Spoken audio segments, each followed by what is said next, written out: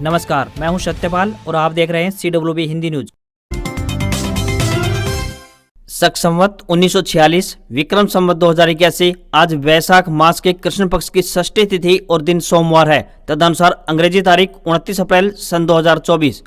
सबसे पहले आज के मुख्य समाचार। हरियाणा बीजेपी का चुनाव प्रचार शेड्यूल हुआ जारी। अगले 4 दिनों में ताबड़तोड़ 11 रैलियां करेंगे सीएम व पूर्व सीएम। हरियाणा में आशा वर्कर, आंगनवाड़ी वर्कर और हेल्परों के लिए खुशखबरी, अब मिलेगा इस योजना का लाभ। हरियाणा में इन परिवारों के कटने लगे हैं राशन कार्ड। परेशानी से बचने के लिए फटाफट करें ये काम, बताएंगे पूरी अपडेट। भारतीय कृषि अनुसंधान संस्थान नई दिल्ली में आई यंग प्रोफेशनल्स के पदों पर भर्ती, ईमेल के जरिए करें अप्लाई।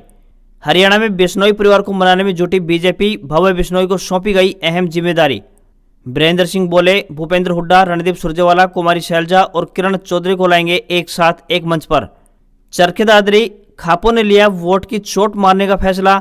5 मई को होगी 36 बिरादरी की महापंचायत। हरियाणा के पूर्व सीएम मनोहर लाल खट्टर बोले, अब की बार बाबू बेटे की सियासी खेल खत्म कर दो, रोहतक को गुरुग्राम बना दूंगा। हरियाणा में किसानों को ढेंचक बीज पर मिलेगी 80% सब्सिडी। इस तारीख तक करें ऑनलाइन आवेदन, बताएंगे पूरी खबर। डबवाली में भाजपा पर गरजी कुमारी शैलजा, दफ्तर के उद्घाटन पर बोली, उनकी लड़ाई लोकतंत्र को खत्म करने वाली ताकतों से है। हरियाणा में मिड डे मील वर्कर और कुक को अब हर 6 महीने में देना होगा फिटनेस सर्टिफिकेट, आदेश भी जारी। और चेन्नई सुपर किंग्स ने IPL 2024 के 46वें मुकाबले में सनराइजर्स हैदराबाद को 78 रनों से हरा दिया। इस जीत से चेन्नई पॉइंट्स टेबल में तीसरे नंबर पर पहुंच गई है। और अब खबरें विस्तार से। मौसम विभाग ने जानकारी दी है कि हरियाणा में बारिश और ओलावृष्टि के बाद अगले 2 दिन फिर से मौसम खराब रहने वाला है। 29 अप्रैल को हरियाणा के उत्तरी जिलों में मौसम खराब रहने की आशंका जताई गई है। वहीं चंडीगढ़, पंचकुला, अंबाला, यमुनानगर, कुरुक्षेत्र, करनाल में येलो अलर्ट जारी किया गया है। इस दौरान तेज हवाएं और बादलों की हलचल देखने को मिलेगी। दिन में अधिकतम तापमान में बढ़ोतरी होगी तो वहीं न्यूनतम तापमान में हल्की गिरावट देखने की संभावना बन रही है। मौसम वैज्ञानिकों का कहना है कि अप्रैल तक मौसम का मिजाज बदलता हुआ नजर आएगा। मई में लू चलेगी। मौजूदा समय में हरियाणा की अनाज मंडी सरसों और गेहूं से अटी पड़ी है। उठान का कार्य धीमा होने की वजह से अगर बरसात होती है तो काफी नुकसान हो सकता है। हरियाणा की अनाज मंडियों में 60% का उठान होना अभी भी बाकी है। भारतीय कृषि अनुसंधान संस्थान दिल्ली द्वारा यंग प्रोफेशनल्स के पदों पर भर्ती के लिए आवेदन मांगे गए हैं। पुरुष और महिला दोनों वर्गों के उम्मीदवार आवेदन कर सकते हैं। आपको बता दें कि यह भर्तियां संविदा आधार पर की जाएंगी। जो भी उम्मीदवार इन पदों के लिए इच्छुक है वह ईमेल के जरिए अपने आवेदन भेज सकता है। आवेदन करने की आखिरी तारीख 5 मई 2024 है। वहीं इंटरव्यू की तिथि की बात करें तो 8 मई 2024 को तय किया गया है। यह भर्ती बिल्कुल फ्री है। अधिकतम आयु 45 वर्ष तय की गई है। इन पदों के लिए उम्मीदवारों को ईमेल के जरिए अपने आवेदन करने होंगे। साथ ही इन पदों के लिए उम्मीदवार शैक्षणिक योग्यता जानने के लिए आधिकारिक अधिसूचना देख सकते हैं। हरियाणा के आशा वर्करों, आंगनवाड़ी वर्करों और हेल्परों के लिए खुशखबरी है। ऐसा इसलिए क्योंकि आयुष्मान भारत और चिरायु योजना के तहत 5 लाख रुपए के कैशलेस इलाज का लाभ उन्हें मिलेगा। जल्द ही इन वर्गों को भी लाभार्थियों की सूची में शामिल किया गया है। इनके भी कार्ड बनाने शुरू कर दिए गए हैं। बता दें कि इस फैसले से कर्मियों में काफी खुशी है। इसलिए जरूरत पड़ने पर शहरों और गाँव में कैंप भी लगाए जा सकते हैं। लाभार्थियों से कार्ड बनवाने की अपील की गई है। बता दें कि इस कार्ड के जरिए आप सालाना 5 लाख रुपए तक कैशलेस इलाज करवा सकते हैं।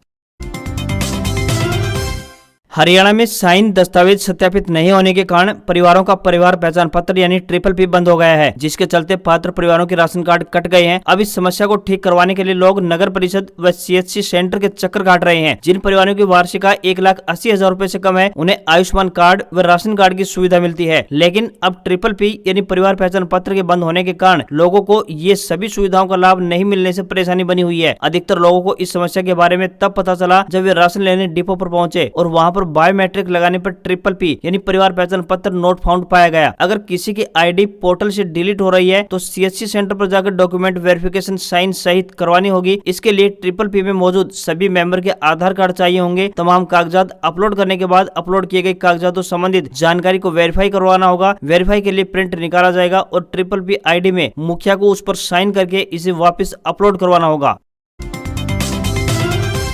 हरियाणा के हिसार लोकसभा सीट से टिकट नहीं मिलने पर नाराज चल रहे बिश्नोई परिवार को मनाने के लिए भारतीय जनता पार्टी ने एक नया प्रयास किया है। पार्टी ने आदमपुर विधानसभा सीट से विधायक भव्य बिश्नोई को नई जिम्मेदारी सौंप दी है। मुख्यमंत्री और हरियाणा बीजेपी प्रदेश अध्यक्ष नायब सिंह सैनी ने उन्हें भारतीय जनता युवा मोर्चा का प्रदेश प्रभारी नियुक्त किया है। वहीं युवा मोर्चा प्रदेश प्रभारी की जिम्मेदारी मिलने पर भव्य बिश्नोई ने सीएम नायब सिंह सैनी का आभार व्यक्त किया है। उन्होंने लिखा कि मैं हरियाणा प्रदेश के युवाओं को भरोसा दिलाना चाहता हूं कि मैं उनकी आवाज बनूंगा और उनकी अपेक्षाओं पर खरा उतरूंगा। बता दें कि हिसार लोकसभा सीट सीट से टिकट नहीं मिलने पर बिश्नोई परिवार की नाराजगी खुलकर सामने आ रही थी और वे पार्टी प्रत्याशी रणजीत सिंह चौटाला के चुनाव प्रचार से दूरी बनाए हुए थे। इसके बाद खुद मुख्यमंत्री नायब सिंह सैनी ने दिल्ली स्थित कुलदीप बिश्नोई के आवास पर जाकर उनसे मुलाकात की थी। इस मुलाकात के बाद चर्चाएं थी कि बिश्नोई परिवार को मना लिया गया है, जल्दी चुनाव प्रचार के लिए मैदान में भी दिखाई देगा।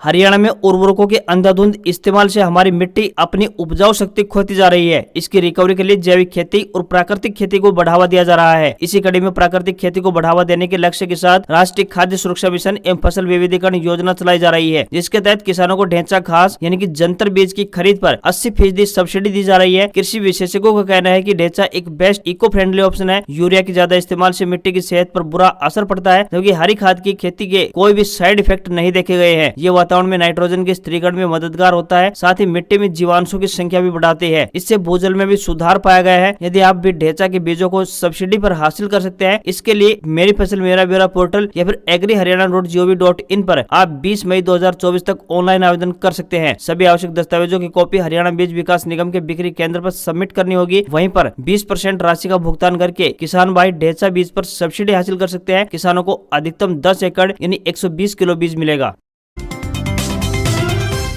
हरियाणा के सरकारी स्कूलों में पढ़ने वाले बच्चों के लिए एक अच्छी खबर सामने आई है। इन स्कूलों में अब मिड डे मील का खाना बनाने वाले वर्करों को अब हर 6 महीने में फिटनेस सर्टिफिकेट देना होगा। मौलिक शिक्षा महानिदेशक की ओर से सभी जिला शिक्षा अधिकारियों और मौलिक जिला शिक्षा अधिकारियों को पत्र लिखकर यह आदेश जारी किया गया है। वहीं स्कूल मुखिया की मनमानी पर भी अब नकेल कसते हुए स्पष्ट किया गया है कि कुक को हटाने व लगाने की प्रक्रिया निदेशालय के निर्देशानुसार होगी। प्रत्येक खंड के विद्यालयों में छात्र की संख्या के अनुसार कुक कार्य कर रही है या फिर नहीं, इसकी निगरानी डीडीओ रखेंगे। निर्धारित संख्या के अनुसार कुक की नियुक्ति न मिलने पर स्कूल मुखिया के खिलाफ कार्रवाई अमल में लाई जाएगी। अब राशन की निगरानी का जिम्मा स्कूल मुखिया और मिड डे मील इंचार्ज को सौंपा गया है। राशन की गुणवत्ता में कमी पाई जाने पर भी स्कूल मुखिया के खिलाफ कार्रवाई की जाएगी। भारतीय जनता पार्टी ने हरियाणा में लोकसभा चुनाव के लिए रैलियों का शेड्यूल जारी कर दिया है। इसके तहत अगले 4 दिन यानी कि 2 मई तक मुख्यमंत्री मनोहर लाल खट्टर और वर्तमान मुख्यमंत्री नायब सिंह सैनी लगभग 11 रैलियों को संबोधित कर चुनाव प्रचार अभियान को रफ्तार देंगे। इन रैलियों का मकसद साल 2019 के लोकसभा चुनाव की तरह सभी 10 सीटों पर जीत हासिल कर नरेंद्र मोदी को लगातार तीसरी बार प्रधानमंत्री बनाने में महत्वपूर्ण योगदान देना होगा। हरियाणा में आज यानी 29 अप्रैल से नामांकन पत्र दाखिल करने की प्रक्रिया प्रारंभ हो जाएगी। वहीं 6 मई तक बीजेपी, कांग्रेस व अन्य राजनीतिक दलों के उम्मीदवार अपना नामांकन दाखिल कर सकेंगे। ऐसे में ताबड़तोड़ रैलियां आयोजित कर भाजपा चुनावी माहौल को अपने पक्ष में भुनाने की कवायद में जुट गई है। केंद्र सरकार की बदौलत हरियाणा राज्य को एक के बाद एक नए हाईवे और एक्सप्रेसवे की सौगात मिल रही है। इसी कड़ी में दिल्ली अमृतसर कटरा एक्सप्रेसवे पर सफर करने की सोच रहे लोगों के लिए अच्छी खबर सामने आई है। हालांकि उन्हें अभी 3 महीने का इंतजार और करना होगा, क्योंकि national highway authority of India यानी NHAI ने एक्सप्रेसवे का निर्माण कार्य पूरा करने की समय सीमा को बढ़ा दिया है। 670 किलोमीटर लंबे इस एक्सप्रेसवे के तैयार होने पर दिल्ली से कटरा की दूरी 12 से 14 घंटे की बजाय सिमट कर आधी रह जाएगी। यह एक्सप्रेसवे हरियाणा के गोहाना से होकर भी गुजरेगा। एक्सप्रेसवे झज्जर के गाँव नीलोठी से शुरू होगा और कुंडली मानेसर पलवल यानी KMP एक्सप्रेसवे से जोड़ा जाएगा। दिल्ली कटरा एक्सप्रेसवे रोहतक, सोनीपत के गोहाना उपमंडल, जींद और कैथल से होते हुए पंजाब में एंट्री करेगा और पंजाब से होते हुए जम्मू कश्मीर के कटरा तक जाएगा। 670 किलोमीटर लंबा दिल्ली अमृतसर कटरा एक्सप्रेसवे 4 लेन बनाया जा रहा है। दिल्ली से कटरा जाने में मात्र अब 6 से 7 घंटे का समय लगेगा। इस एक्सप्रेसवे पर 120 किलोमीटर प्रति घंटे की रफ्तार से वाहन रफ्तार भरते हुए दिखाई देंगे।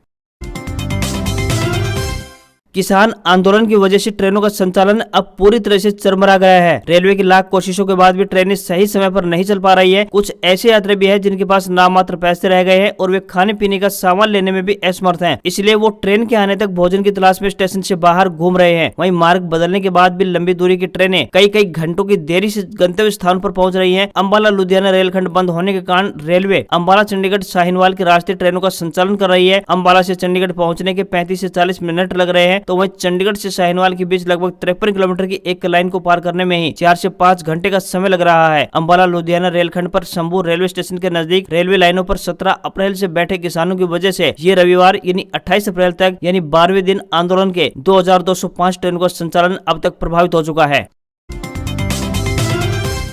ब्रजेंद्र सिंह का टिकट किन कारणों से काटा गया है वह नहीं जानते, लेकिन अब उन्होंने दोबारा से कमर कस ली है। वह भूपेंद्र सिंह हुड्डा, रणदीप सुरजेवाला, कुमारी सैलजा और किरण चौधरी को एक साथ लाकर देश प्रदेश में सत्ता परिवर्तन करेंगे। इतना ही नहीं, चंडीगढ़ का रास्ता जींद से होकर जाता है, इसलिए सभी को तैयार रहना होगा। वीरेंद्र सिंह ने यह बात अपने समर्थकों के साथ बैठक के बाद पत्रकारों से बातचीत में कही। उन्होंने कहा कि ब्रजेंद्र सिंह हिसार से कांग्रेस पार्टी से टिकट के प्रबल दावेदार थे। जब भाजपा में शामिल होने के लिए नेताओं में होड़ लगी थी, तब ब्रजेंद्र सिंह ने भाजपा छोड़कर कांग्रेस का हाथ थामा। इससे कांग्रेस के पक्ष में माहौल बना। हिसार को लेकर पार्टी ने जो फैसला किया है, अब सभी को उसके साथ खड़ा होना है।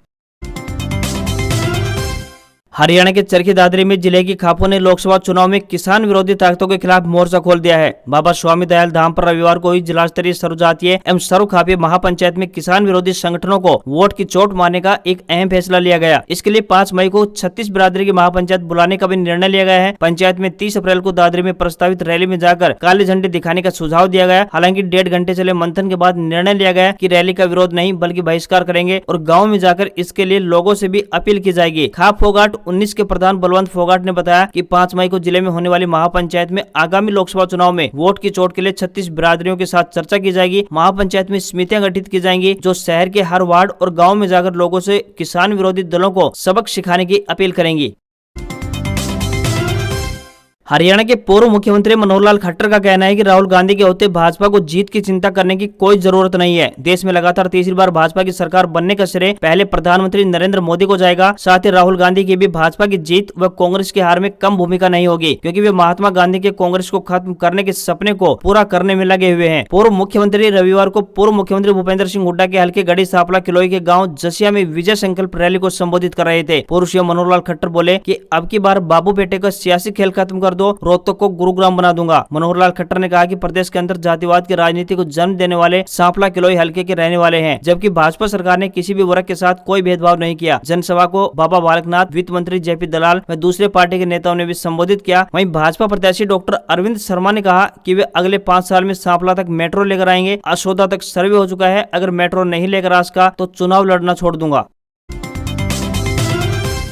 लोकसभा चुनाव के लिए कांग्रेस के टिकटों का ऐलान होते ही हरियाणा में सियासी पारा चढ़ने लगा है। कांग्रेस ने इस बार भिवानी महेंद्रगढ़ सीट से पूर्व सीएम बंसीलाल की पोती और पूर्व कैबिनेट मंत्री किरण चौधरी की बेटी श्रुति चौधरी की जगह राव दान सिंह को उम्मीदवार बनाया है। बेटी का टिकट कटने के बाद किरण चौधरी ने भिवानी में अपने आवास पर समर्थकों की मीटिंग की। इस दौरान किरण चौधरी ने पार्टी का आदेश मानने की बात तो कही, लेकिन बिना नाम लिए राव दान सिंह और उनके बेटे अक्षत राव पर तीखा हमला भी बोल दिया। अपने समर्थकों से रूबरू हुई किरण चौधरी ने कहा कि जो ईमानदार राजनीति का दावा करते हैं वे इनडायरेक्ट रूप से लाखों करोड़ रुपए के घोटाले में लिप्त रहे हैं। आखिर कौन है वो भगोड़ा, उसके किसके संबंध है? प्रोग्राम के बाद मीडिया से बातचीत में किरण ने कहा कि राव दान सिंह ने जितना साथ मेरा दिया था मैं उतना ही साथ उनका दूंगी। जानकारों के मुताबिक किरण चौधरी ने इशारों में जिस लाखों करोड़ों रुपए के घोटाले का जिक्र किया है वह आदर्श क्रेडिट कोऑपरेटिव सोसाइटी घोटाला है, जिसमें राव दान सिंह के बेटे अक्षत राव जांच के दायरे में आ चुके हैं। हालांकि जब इस घोटाले में अक्षत राव की भूमिका और किरण चौधरी के आरोपों पर राव दान सिंह से बात की गई तो उन्होंने दावा किया कि यह केस अब खत्म हो चुका है। इस घोटाले में उनका या फिर उनके परिवार के किसी भी सदस्य का कोई लेना देना नहीं है। हरियाणा के सिरसा में कांग्रेस प्रत्याशी कुमारी सैलजा ने रविवार को डबवाली में रोड शो के बाद चुनाव कार्यालय का शुभारंभ किया। सैलजा ने कहा कि आज जो लड़ाई लड़ रहे हैं वह ऐसी ताकतों से है जो लोकतंत्र व संविधान के खात्मे की सोच रखते हैं। हमारी व्यक्तिगत लड़ाई नहीं है, ये आम लोगों की लड़ाई है। एमएसपी की मांग पर साल साल भर किसान बॉर्डर पर बैठता है। उन्होंने भाजपा सरकार को तमाम मुद्दों पर घेरा, कहा कि क्या आस्था का सर्टिफिकेट अब बीजेपी आरएसएस से लेना पड़ेगा? क्या इन्होंने भगवान राम के नाम की यूनिवर्सिटी खोल रखी है जो कि ये सर्टिफिकेट देंगे और कहेंगे अब भगवान का नाम लो? कुमारी सैलजा ने कहा कि हमारे महात्मा गांधी जी तो भगवान राम का नाम जुबान पर लेते लेते शहीद हुए थे, उनको आरएसएस या फिर बीजेपी ने नहीं सिखाया था, इसलिए भगवान राम के नाम पर ये राजनीति करेंगे तो भगवान राम भी इनको कभी माफ नहीं करेंगे। आज खबरों में इतना ही। देखते रहिए आपका अपना हरियाणा का सबसे बेहतरीन news channel CWB Hindi news. नमस्कार। इसी आशा के साथ आपका दिन शुभ रहे।